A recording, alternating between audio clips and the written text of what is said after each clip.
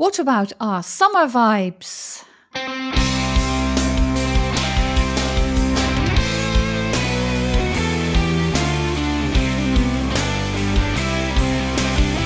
Hi there, bridal couples to be.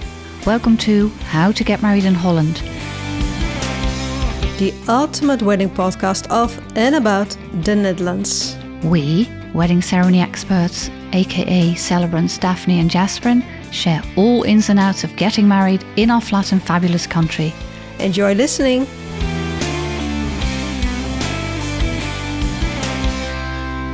Yes, Summer Vibes indeed, part 2. And, in this episode is all about my summer. Tell me about it. What happened? Well, in fact, we went on a family holiday to Greece. Okay.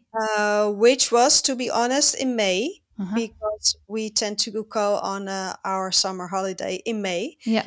So right before peak season. Yes, better. And it was such a lovely holiday because it was a longed for getaway for our family. Especially after the whole pandemic, and we weren't able to, go abroad, or at least not to fly. And this time we went to Athens to begin with. And my daughter especially is a fan of Greek mythology. So that was right up her alley. And in fact, we all really enjoyed it. The food, of course, which is great. And we had a apartment in the city, in the center of the city. So we could walk through the whole city and, take a look at the surroundings. And we had a roof terrace. So I at saw night, that. we had a view over the city. Fabulous. And straight on the Acropolis, and it was stunning. It really brilliant. was. Yeah. And the Greeks are such friendly people. And Did you see any weddings? Yes, I did. Okay. Yeah. What And about they them? are quite what's the right word? Luxurious Okay. and intensive, extensive, expensive. It was, So a bit most like Greeks. the movie My Big Fat Greek Wedding. Yes, yeah. If you've seen the wedding, it was just like that, but in real life. Okay. So the dress was huge, Huh. really huge. She couldn't get through a A door door? opening. She had to go sideways Huh. to get through it with some help of her bridesmaids, really. And most Greeks are Greek Orthodox, at least in this part of the city. They are. Yeah. They were. Yeah. And it's filled with traditions, and there was a whole parade of the bride and the groom. They each came from their own area of the Okay. city. So they walked with their own group of family Okay. and friends towards the church, Yeah. and they met in front of the church. Nice. And that was a beautiful. We were right there to witness the connection of the two groups coming together. Yes. And it was like the party already started in front of the church. Yeah, I'm sure. Yeah. Emotional, beautiful, spectacular. Yeah, it was. And of course, we weren't allowed to go in the church. Yes, Because it was a private wedding ceremony. of course. However, we did learn from our guide that there's a lot of drinking and dancing involved, including the bride being surrounded by all the single men, Okay.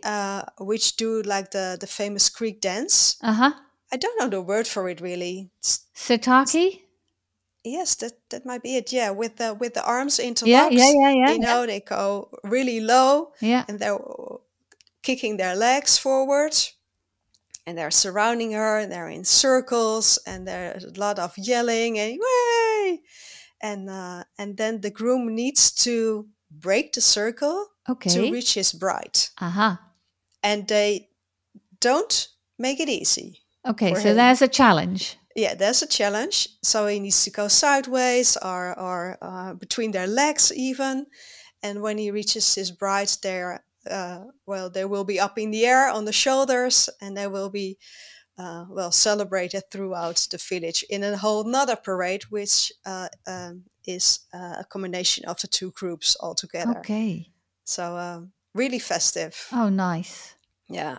Oh, so that was a great experience. It's so experience. Nice to see all these different customs and habits in different countries and cultures. Yeah, the traditions, symbolism, but also style, you know, wedding-wise, outfits completely different. Yeah, but really beautiful made with all handmade lace and wonderful. Beautiful details. Yeah. So did you, after Greece, how long did you stay there anyway? 12 days, okay. Because we were for 8 days in Athens, and then we traveled to a resort, which was nearby Poros, which is a Greek island, a very beautiful Greek island, where my niece lives. Oh. And I haven't seen her for, a decade, I believe. So we went to visit her and her family. Oh, nice. The beautiful thing is that this summer I married a couple, and for their honeymoon they they were going to Greece, and they were going to sail to Poros. No way. So I left them a message on Poros with a bottle of champagne. Yeah. In the store of my niece. She runs a beautiful store over there.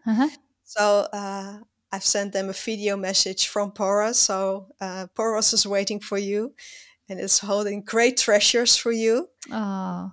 Was my present to them. Oh, that's nice. It was a beautiful connection, really. Yes, that gives me the goosebumps. Yeah. What a beautiful detail. Very thoughtful, Daphne.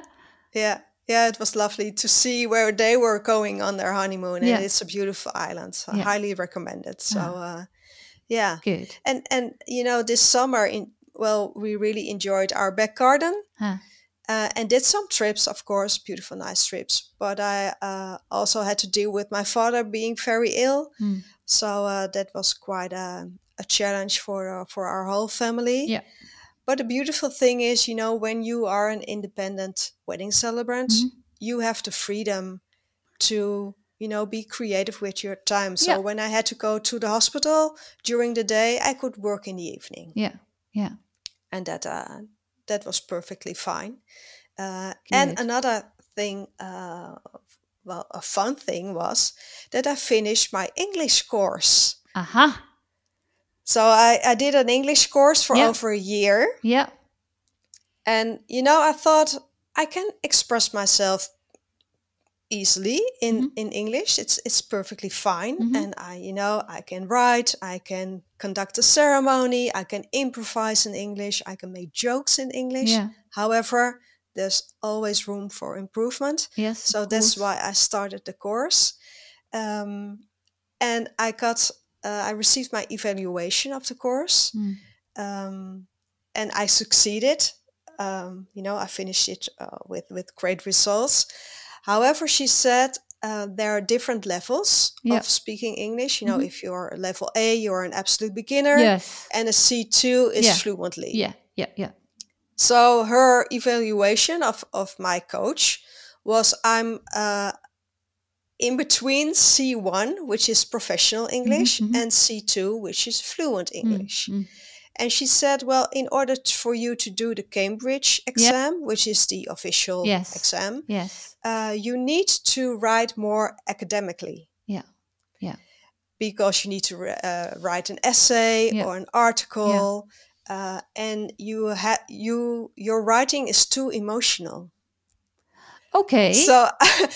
I burst out in laughter. I said, well, that's funny because that's my goal. Exactly. Yeah. That's my job. Yes. I want to touch people's hearts when I'm writing the speech. When I'm writing, I'm almost talking to the family and friends and the bridal couple.